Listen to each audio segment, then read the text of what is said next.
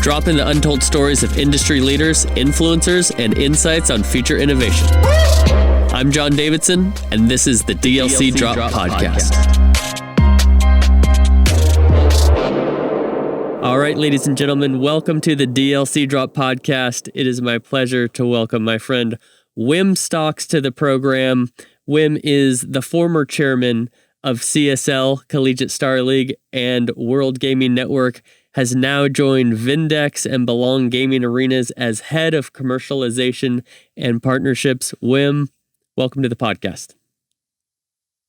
JD, honored to be here. Thank you very, very much for having me. It's great to be here. Happy New Year to you and everybody in your interesting start to our year. I think everybody can agree on that. I think we can. Yeah, it's like, well, glad 2020 is over. What's going on in 2021? I hope what just happened in 2021. Yeah, that was a whole nother thing. We won't go down that rabbit hole, but a fascinating start to a new year. It sure is. Well, speaking of fascinating things, you've had an incredible, fascinating career. You know, I always am thankful to have the opportunity to cross your path. We've done it a few times. Stadia Ventures is where we met the first time. And you said, oh, that guy's got a name tag that says GameStop on it. We need to talk. And then ended up partnering with you and Collegiate Star League. You guys were fantastic partners with us during my time at GameStop, and always love seeing you at events. I always say, does Wim have a body double? Because this guy is at every event, and I swear, I don't know how you have the energy, how you have the time. It's incredible. You are everywhere, my friend. Well, it kind of comes with the territory. You know, when had World Gaming and CSL, for us, partnerships were everything, as they need to be in this space, as you're aware. And I thought it was our duty to show up to our partner events to be good partners and to support what it was they're doing. That could be a publisher event, that could be a tournament event, it could be a team event, that could be a sponsor event, GameStop, a retailer event. So no, it was, and that was, it wasn't necessarily born out of duty that I did these things. I did it out of passion. I did it out of love for this space and what this space is all about. So what's the phrase? If you love what you do, you never work a day in your life. And right. And that's kind of what I've been blessed with having in this realm and in my career. But travel in every year prior to 2020 was a big part of my mix, and the composition of my time. That obviously changed dramatically in 2020. Not that it's a bad thing, but I'm kind of itching to get some events under my belt again for me and you both, my friend. Yeah. I feel the same way. I was doing a ton of travel. We ended up in a couple of the same places, late 2019, early 2020, before everything shut down. Well, let's take our audience through this amazing career of yours. Where did it start? So I gave the intro, where you are now, where you were most recently before that. I know executive vice president of Atari is way back there, but tell me where this started, your love of games that began you down this path. Well, it's a great. I don't know that I can. There wasn't one sort of seminal moment, but I did grow up in a household that had gaming sort of at its core, and it's, I'll give it my credit or blame to my father, who loved pinball. And we had two pinball machines in our basement. They were not in the best of shape, and most of the time that they were in our household, they were in some state of repair. And by the time I was 8 years old, I could take apart a pinball machine and put it back together. Wow. My dad, we were always looking for parts. Always had to go. We went to bars and restaurants to find old machines where all the electromagnetic or magnetic coils and piece Sure. parts. They were hard to find in those days, and became pinball became a big part of my life. I would guess most people in your podcast probably never even played a pinball game, but that was what got me going on pinball. I used to steal quarters out of my mother's knitting bag to go to the bowling alley to play pinball machines, but that was where I saw my first video game machine. Of course, it was the Pong machines that were starting to proliferate in bars and restaurants. I snuck into a bar not far from where I grew up, and I said, well, what is this? And it was the Pong machine, and Yeah. never looked back. So that was, you could consider me old school. I had the pleasure, this is a hilarious story. I had the pleasure of meeting the daughter of the guy who ran Williams. Now there are two, I'm going to take you way back. There are two premium pinball experiences. One was a Gottlieb table, one was a Williams table. Okay. Now those don't exist. Both out of Chicago. Gottlieb, I still think is probably the creme de la creme of any pinball game. So pure, so astoundingly agile of a machine. The designs were sensational, and I had and Williams was not far behind, but I had the pleasure. I felt like I met royalty. I met the daughter of the founder of Williams, and she worked for 3. She worked for the Halo studio. So she had gaming, she was gaming royalty, and then she brought it forward into her own life. So we had the most fascinating, it was a big competition in the early days. It was 2014, 13, was it, in Vegas? And I was falling over like I had seen God, because I met this woman who was affiliated with Williams. So that's how it got started with gaming. I was a math major in college. In being a math major, of course, you touched on programming. I sucked at programming, but it was enough to get me interested in some of the early, very, very rudimentary games that we would program. In Fortran, but that was enough of a bug. That and my pinball heritage was enough to propel me into this realm and into my career. Interesting. So you found programming, and that was related to games. So what was then your next step after college? Was that into gaming, or was there a span of time where you were working to make a living before you got into the games industry? Oh yeah, no, definitely. It wasn't an immediate connection. I went to work for AT&T out of college, and at that time there was something going on where the Bell operating systems were disconnected from AT&T. AT&T became deregulated, and as a result, again, this is going to be so foreign for most everybody who's listening to this podcast, but as a result, AT&T got into these deregulated businesses, one of which was computing and computers. And the Unix operating system was developed by Bell Labs. It still is a Unix operating system. Still is a marvel in my estimation from an operating system perspective.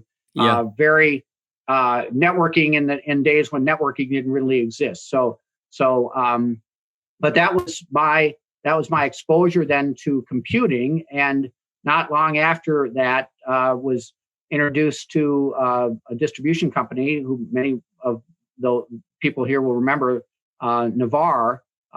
They were starting a computer software distribution business, and I was interested in the full complement of what Navarre was all about. It was a music distribution company. It was a software distribution company, and they took a flyer on me and said, "Come over and join our computer division." And that was when this was even before CD-ROM. This is when the Sierra Online days with Gabriel Knights and you'd go to an Egghead store and you'd buy a prepackaged Gabriel Knights game, and you'd take out 7 floppy disks and load them into your computer, and that was how you got the game on your computer. This was the days of Apple II DOS and even in television, back in those days, Amigas and all those kind of things. So that was my first real exposure, really on the business side, and purely on the distribution side. But that was the bridge into publishing, getting involved in the publisher. That was my entree to GT Interactive.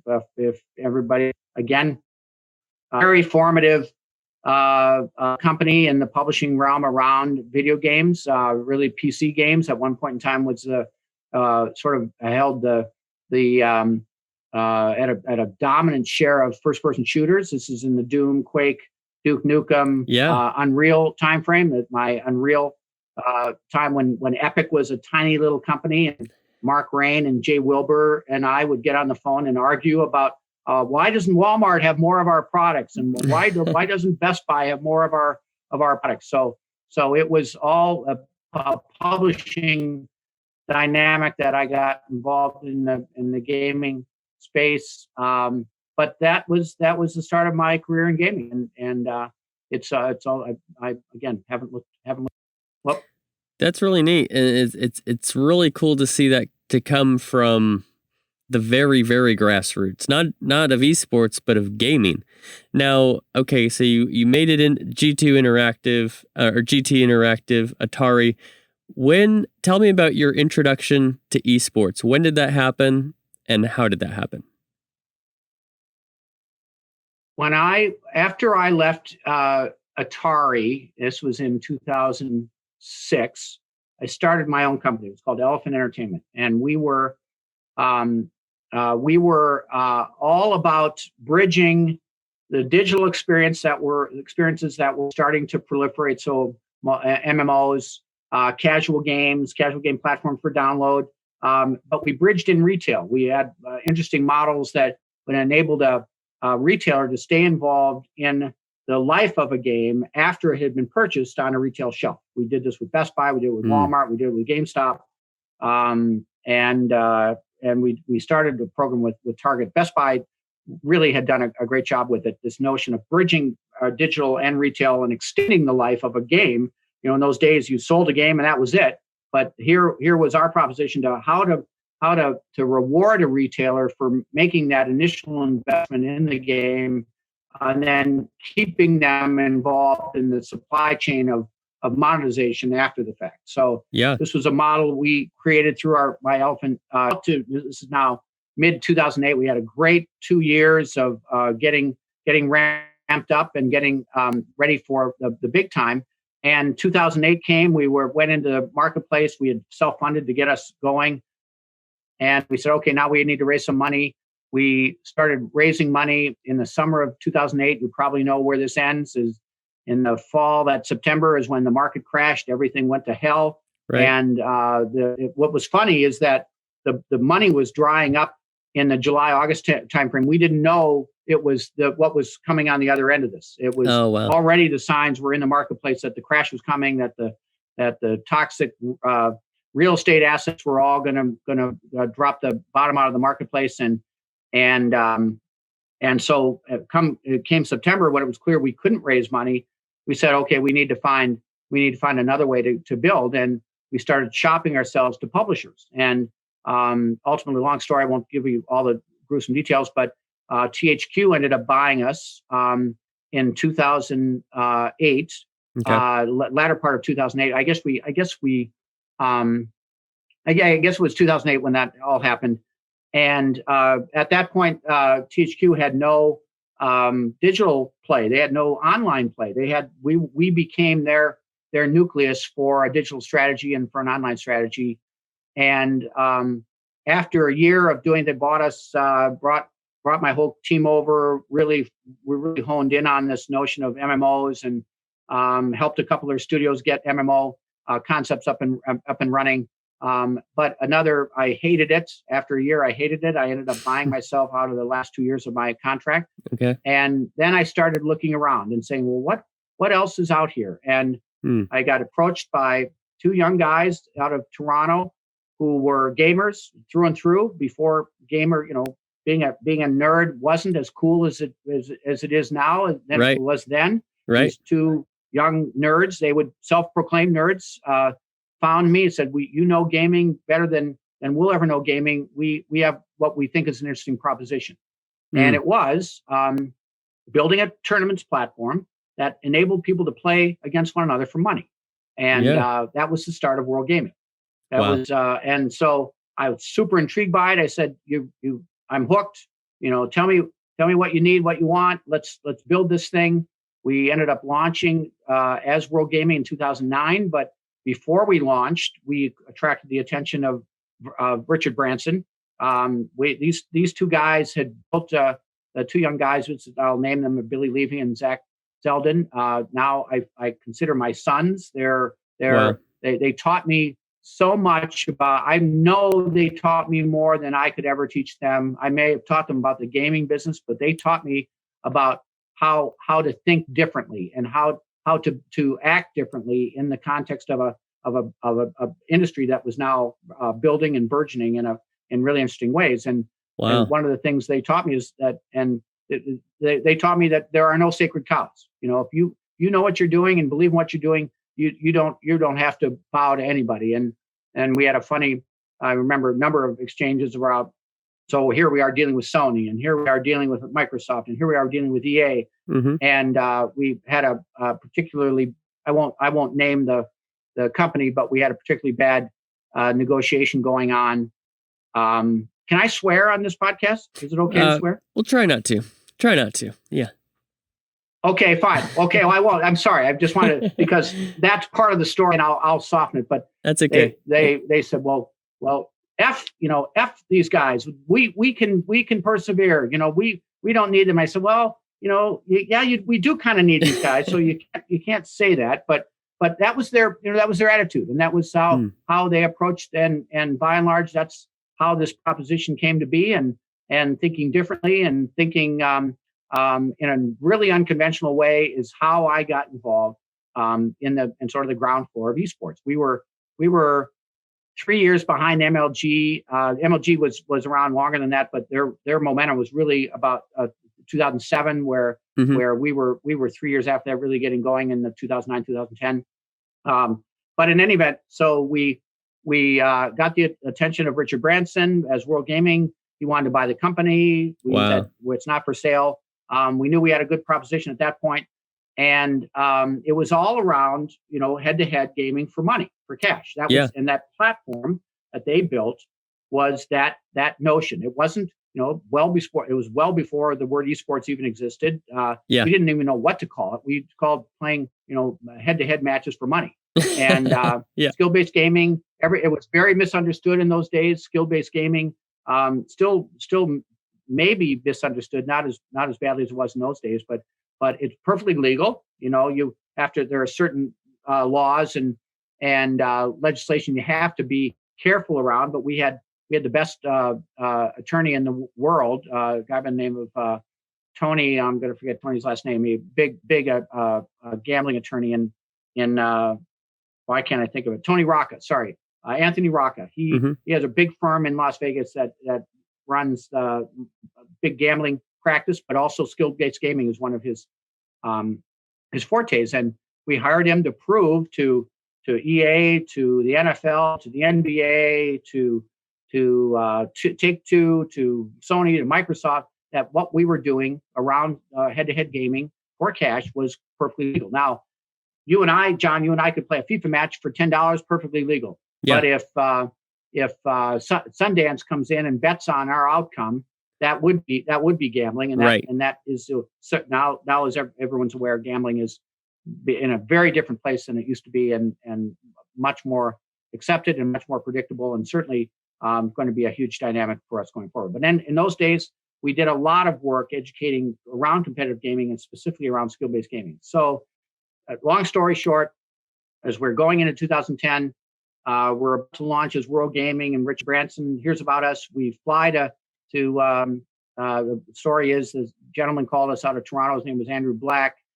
He was running Virgin Mobile, and he said, we hear what you're doing through one of our investors.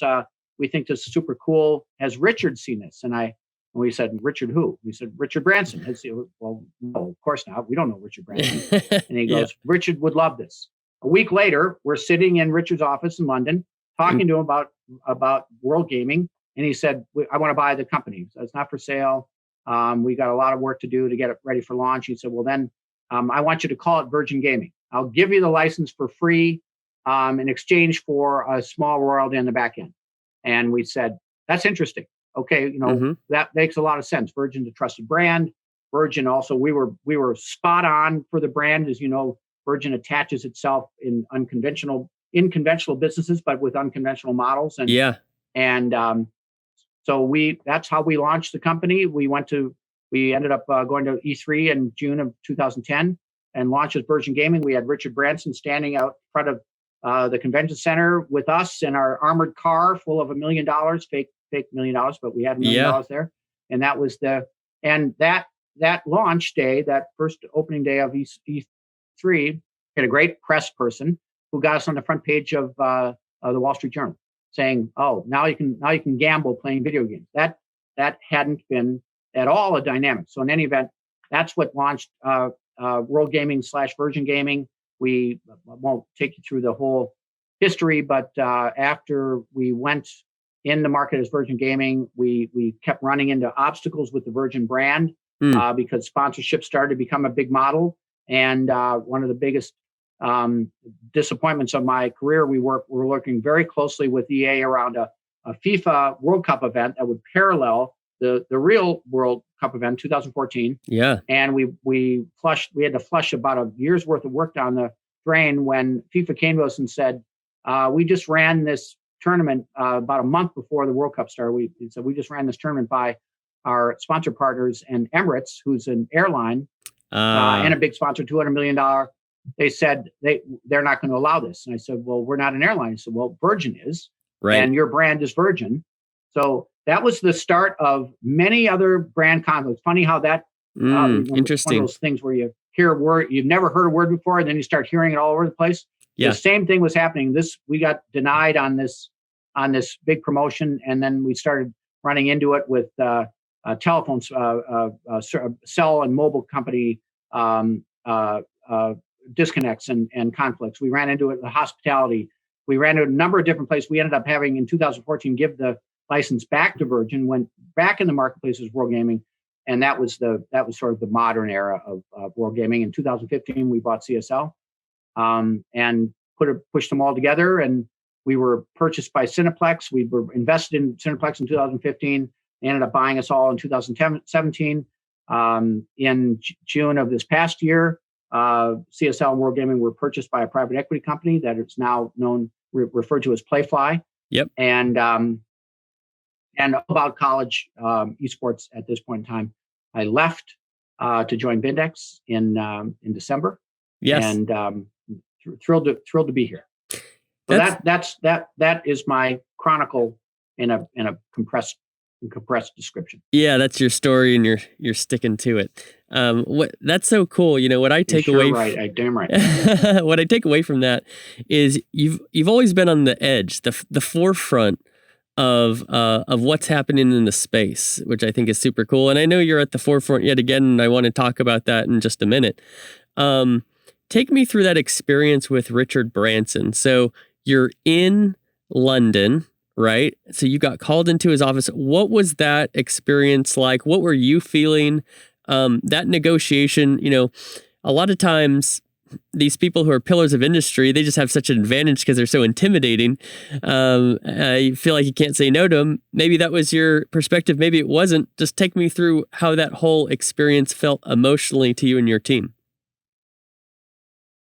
Well, it was funny, John. It's actually a really good question because I'm transporting myself back there now to try and come up with how I felt. And there certainly was an awe-inspiring moment to be sitting with Richard Branson and built this empire around, and built it in such a cool, very, did it his own way.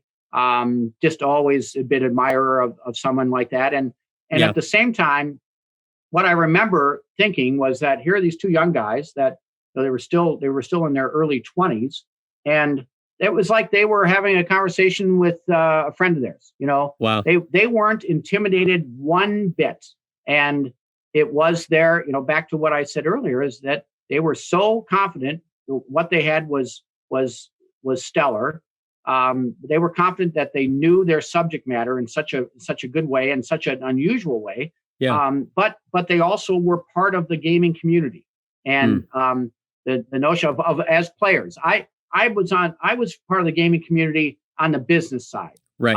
They were part of the community as players, and the fact that they recognize the value of that, they recognize the power of it. I just give them so much credit for being so. They were both very entrepreneurial, still are for that matter. Mm-hmm. But I remember being more in awe of that than I was in awe of sitting in the same room with Richard Branson. Interesting. So that was really a cool moment. And like I said to you, they at that moment, I thought these kids are going to teach me more about the world than I'll ever be able to teach them. Yeah, well, I give you a lot of credit for that perspective. I talk to a lot of people who are outside of the gaming and the esports space, whether they're CMOs for brands or they're heads of agencies and things of this nature. And I tell people a lot of the time, it's not so hard to figure this out. What you need to do is find a really sharp college kid, and I have some relationships like this. Find a sharp college kid who's a gamer, who's into esports. They don't even know how much they know because it's just them. It's their life experience. Sit them down with an open mind and say, hey, tell me what you love. Tell me what sucks. Tell me what you wish you could do. And in turn, I'm going to mentor you and offer you some of my business experience and my life experience. I think very few people, unfortunately, have the mentality, especially older experienced professionals, to look at younger people and say, let me learn from you. I do think, and you and I are very close to what this community is, what gaming is all about from a player perspective, as well as the business side, but the player perspective. And I think what this group, often millennials, Gen Zs, now alphas as well, they all think this way. They all know that conventional thinking can only steer them in a wrong direction or a boring direction, or certainly in a not maybe better said, in a intermediated direction. And they all know themselves so well. I'm so in awe of how smart that demographic is about themselves, and that's a good point. And knowing what they know and believing what they know is such power and such value. And that's what these two guys had. I'd never experienced it firsthand, and to this day, I credit them with sort of turning my head around about what gaming is and why it's so important and why it's so distinctive. And to this day, it's enabled me and allowed me to continue in this business I'll say in a very authentic way. Yeah, that's incredible. Now, as what I'd love to pivot to here, you and I met each other through partnership opportunities, and we both have partnership backgrounds. You have a little more experience than me, I think. And so just a few more years. Are you talking about the gray hair? You're talking about the gray hair, aren't you? That's okay. You can say it, John. That's okay. Hey, I wear a hat for a reason. So what I'd love to learn from you, and for our audience to learn from you, you mentioned at the beginning of this episode about it's important to take time to be with your partners, to be at their events, to show appreciation, to show support. Tell me, in your mind and your experience, what makes a great partner? Well, I think I look at it pretty simplistically, and there's obviously nuances and nuanced dynamics around it, but a great partner, and it's not a one-way thing. It's really a two-way thing. Yeah. Being a good partner, I think, is providing value both ways, and it's something that needs to be understood right from the go, and right from the start, that we're in this relationship because I have value that I can bring you, and you have value that you can that you'll bring me, and there's a respect, there's an admiration, there's a an ownership there that I think is the power of a really good partnership. Not, as you know, not every good partnership is not every partnership is a good partnership. In fact, Yeah. if one has more power over the other, that's not a good partnership. That's, you end up at the end of the day, you end up scratching your head going, why did I do this deal? Yeah. Why I'm in this. This is more work or more pain than it's worth. And so and part of that I've learned, didn't know this and as this all started, but you learn that you have to go into a partnership if you want it to be a good partnership, and you're in it for the long term and not just some short term game. Yeah. You have to go in with that expectation and set that expectation up front. That's some people will agonize over a partnership, and that probably is the better way than to jump in quickly and a partnership thinking, oh, this on the surface this makes all the sense in the world, but setting that expectation about the mutual value and the power of delivering mutual value over a sustained amount of time. That's what to me makes a good partnership. And again, I very simplistic in my thinking about what that is and how it provides value. But to me, I've always conducted myself in that way. Partnerships to me are also fun. They can be exciting. I personally love, as much as I want to derive value from a partnership for whatever my particular endeavor is, I love the fact that the partnership we've garnered is delivering for them. Yes. And that I think if you can have that two-way, that's the most powerful thing. But for me, when I see that an event of ours, Call of Duty event, we had one of the biggest Call of Duty events in North America 3 years ago. This was through World Gaming, and I was so thrilled that I could say to Activision and the Call of Duty team, I said, we had 2,100 teams participate in this Call of Duty event. It was all online that culminated as a live event. Yeah. And they were blown away. They said, well, you had what? You had so that to me, the fact that we could deliver for them in that regard, to me, that's what floats my boat and gets me truly excited.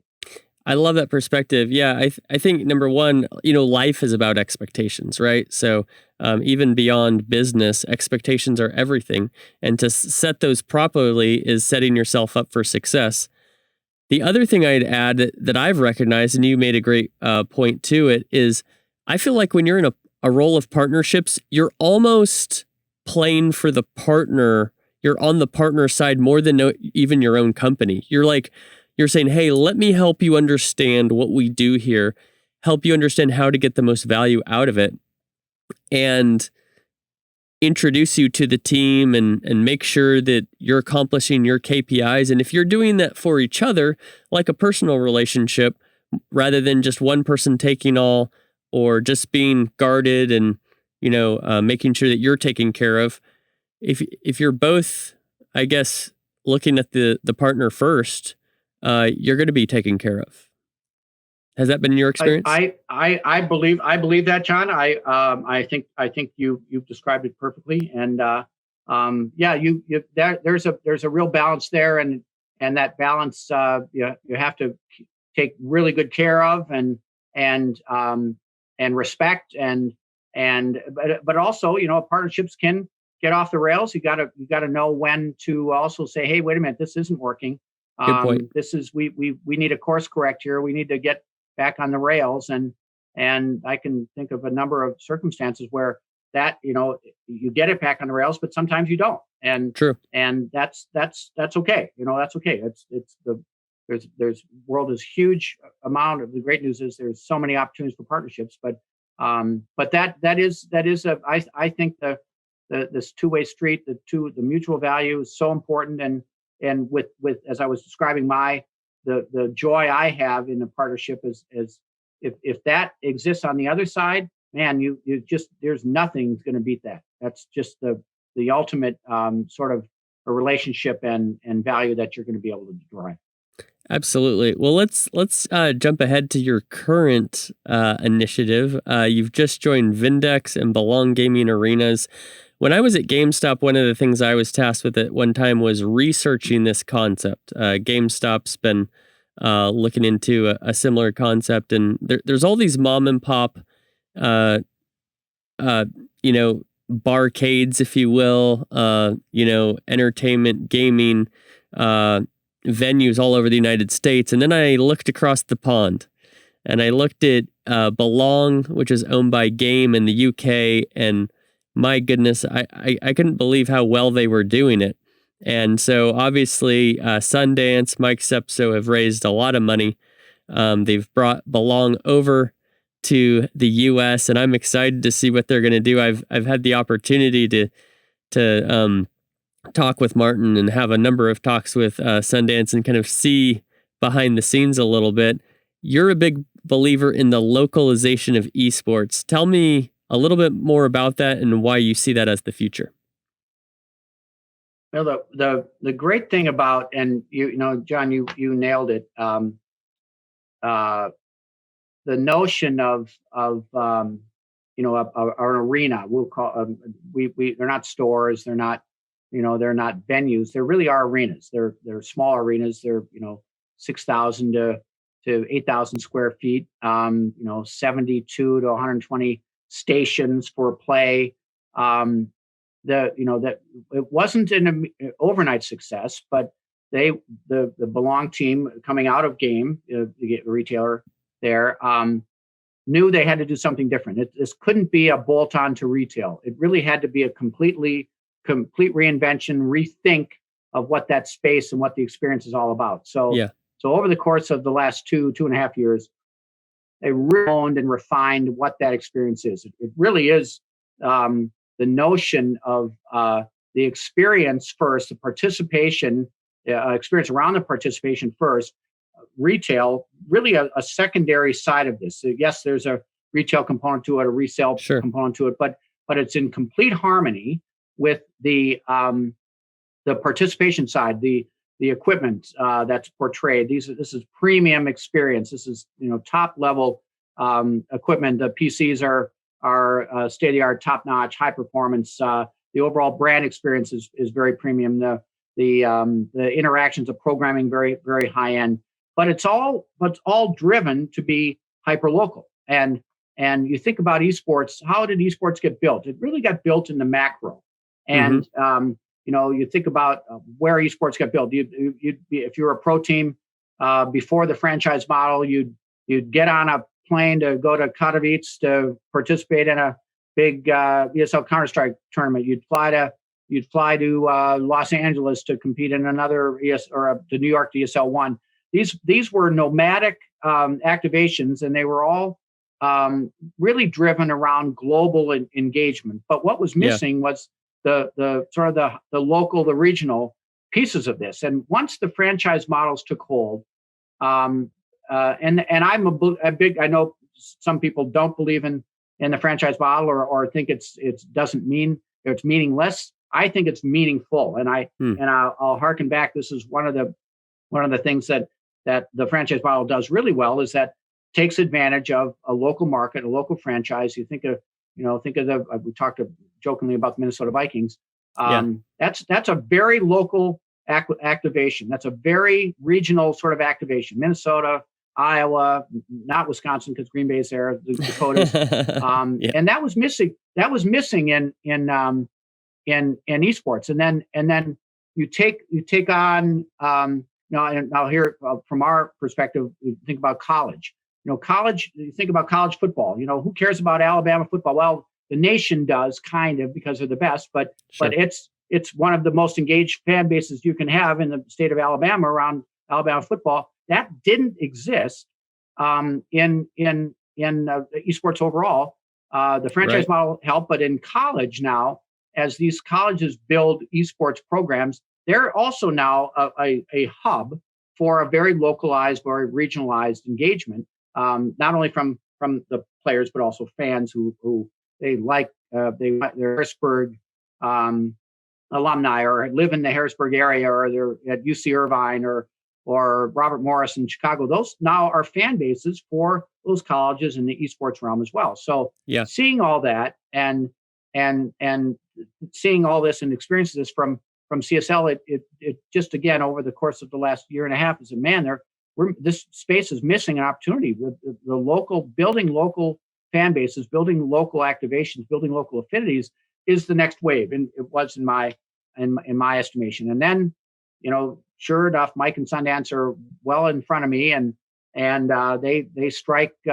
They set up Vindex. First thing they do, well, after they bought Esports Engine, the first thing they do is buy Belong, because that's exactly what Belong is doing. It's taking a venue, an arena, becoming a hub for a community in a city, and building on that activation, building on that base. And what they've done in the UK is rather brilliant, where each one of these arenas has its own identity. It has a team name, the Manchester Swarm. Yeah, and the branding is amazing too on this. Really impressed with it. Branding. Think of minor league baseball in the U.S. Think of the fun, creative approaches to minor league baseball teams in the U.S. Yeah. That's what they did for these community hubs in the UK, and then building. This is of course, this is amateur. They built all the programming around getting players to come in and participate. The station, they sell memberships, or they sell hourly usage for the stations as well. But the notion of building that hub around a local activation is really cool.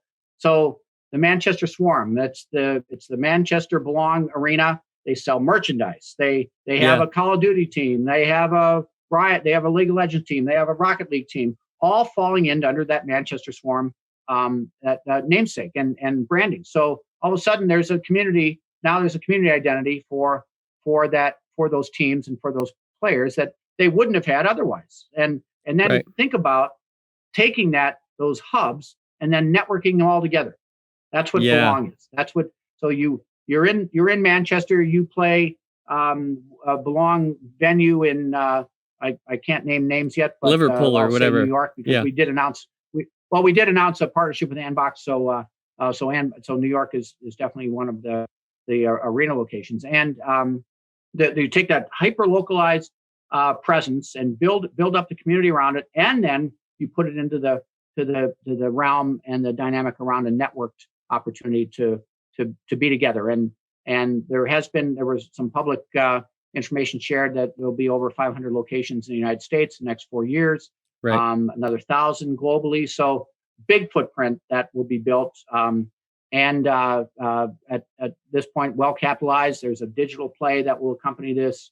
So to me, it's the next wave of esports. It's the next wave. Now we've got it built in the macro. We've got the franchises sort of at the pro level. Now the next thing is the franchises at the amateur level, and that's what Belong represents to me. And I think as we tell the story, the publishers see the value of it, the platforms see the value of it, the brands are seeing the value of it, and excited to get this rollout underway.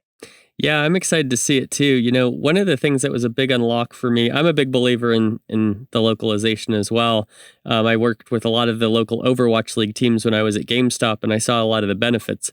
Not a lot of people do realize, as you stated very clearly and very well, is that esports has grown the opposite way of traditional sports. Rather than growing from local to global, it's gone global, and now it's coming down to the local level. A moment that was a big unlock for me from a sponsor standpoint was a couple of years ago, H-E-B, which is a grocery store in Houston. It's a beloved grocery store. I'd never heard of it before. I live in Dallas, but Houston's a little further away. They announced a sponsorship with the Houston Outlaws, the local Overwatch League team. I thought they were going to get crushed on social media when I heard about it, because I didn't know anything about H-E-B. Turns out everybody loves that grocery store, and so they were applauded and everybody loved it. But the main point here is that if it wasn't for localized franchise esports, H-E-B doesn't have a play in esports because they're a local company. They don't have a global footprint. And so now with this localization, you're giving smaller and more local companies an opportunity to engage young people through esports. And then furthermore, as high school esports becomes a bigger thing, a lot of these high schools don't have places to compete. So you're providing places for these kids to compete. You're providing healthy ways for brands to reach them. I love when you're able to build out those positive aspects of, how it works into education and developing opportunities and skills for the future. So, man, it's really impressive to watch, and I feel fortunate to be as close to you and Sundance and these other people who are involved. You nailed it again, JD. I was speaking from the player's perspective about the importance of building affinity for localized presence and engagement for esports and branding and the sort of the community. But you're so right. The monetization piece, it unlocks a whole nother level of monetization. I think about the Minnesota Rocker in Minneapolis called League. There's a potato chip brand there, Old Dutch. If you've ever been to Minneapolis, actually they're great chips. But they're very regional. They would have no ability monetizably or just from a brand perspective to do anything on a much larger scale. Yet now they have that opportunity. And I went to the first the Houston Outlaws homestand in February. I guess the only one they had because the pandemic happened just right after. And Lori Burgess, who's the runner, she runs a team for Beasley. She's gotten to be really a good friend of mine, and she introduced me to the HEB people. They had their heads on so right about what a sponsorship meant to them in Houston, and they did. So not only did they have the opportunity, but they also did it right. And you got to give the Outlaws a lot of credit for that. They steered HEB, sort of, first of all, attracted them to it, but then secondly, steered them in the right way to light up a sponsorship for the team. What they did, Lori is a phenomenal mind around content. They built content for them, integrated them in a very authentic way, and I think a lot of people thought, HEB is going to get their hats handed to them, and they did just the opposite. They did an amazing activation, so that you're so right about that. That's not just from the player perspective where there's value. There's a ton of value for local sponsors, local businesses that want to affiliate. And as you know, this is common thinking now that there's with millennials and Gen Zs, there's just no better way to reach them than there is through gaming and esports. Absolutely. And when you go back to the player version of this, currently there's no clear path to pro for amateurs, right? Like for kids to get there. I think that's going to be built out very quickly. And especially as we're seeing high schools and now junior highs have teams and stuff. But where do you go to compete? Where do you go to train? Where do you go to be discovered? I don't know what the plans are, but I could very easily see that your local Belong Gaming Arena is the place where that's being facilitated. Well, and you're so right about that. And the other great thing that we have underway, as I mentioned, we are building partnerships with a lot of these pro teams because they're seeing how tough it is to build a fan base. They're seeing how tough it is to keep not only to get them into the fan funnel, but then to keep them around. And Belong offers them that connection with an amateur base that's hyper local, that has affinity for a Dallas team or a Houston team or a LA team or a New York team. And so, but what's great about that, it's to talk about a great partnership for those pro teams. For Belong community members are the aspiration. They're the inspiration. Man, I want to be like Jonik on Excelsior. I want to play Overwatch just like he does. And so they're the pull. The pro players are the pull, and the funnel for those players is represented by Belong. So no, that's the dynamic, and that's we're super excited about the premise and what this is going to mean for building and taking esports to the next level. That's incredible. Well, we're nearing the end of this episode, and I want to thank you for going over your career and sharing some of these deep insights with us when it comes to these experiences with Richard Branson, how you came along with CSL and World Gaming Network and where you are today. Is there anything that you want to tease, share, get our audience to get behind? Now would be a perfect time to do so. I think we hit on a number of great things. I'll just close by saying I've been so fortunate to be part of this realm. I think if any of us from the original days of gaming, I don't think any of us saw. Let me just state it for myself. I never saw gaming becoming this big, this large, this engaged, this important, and to have been able to stay part of it and to stay vital and part of it is just the biggest blessing anyone could hope for. So I met so many great people and smart people and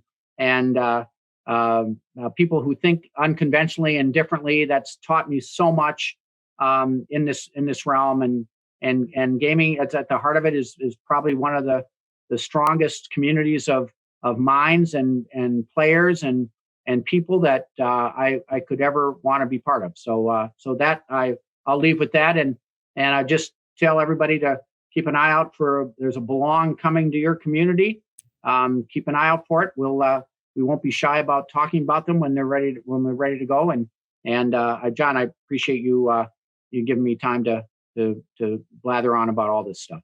No, it's my pleasure. I always enjoy the opportunities we get to talk, and you've been in this space for so long, and what it requires is somebody who really cares about the industry and adds value. And that's something that you've done for a very long time. And I've been one of the benefactors of that as well.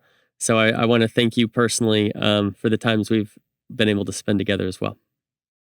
Well, John, it's been great to get to know you. We started with the GameStop sponsorship, and see, this is a partnership, right? This is the mutual value that will propel us for a long time. So it's been great to know you. Thank you for believing in us at GameStop, and we're going to keep it going. Absolutely. Well, thank you again, Wim Stocks. This is the DLC Drop podcast. Thank you for joining us. We'll see you next time. Thank you for listening to the DLC Drop podcast. This podcast is part of the Esports Future Podcast Network and produced by Innovation Media Enterprises. Make sure you subscribe on your favorite podcast channel and leave us a review.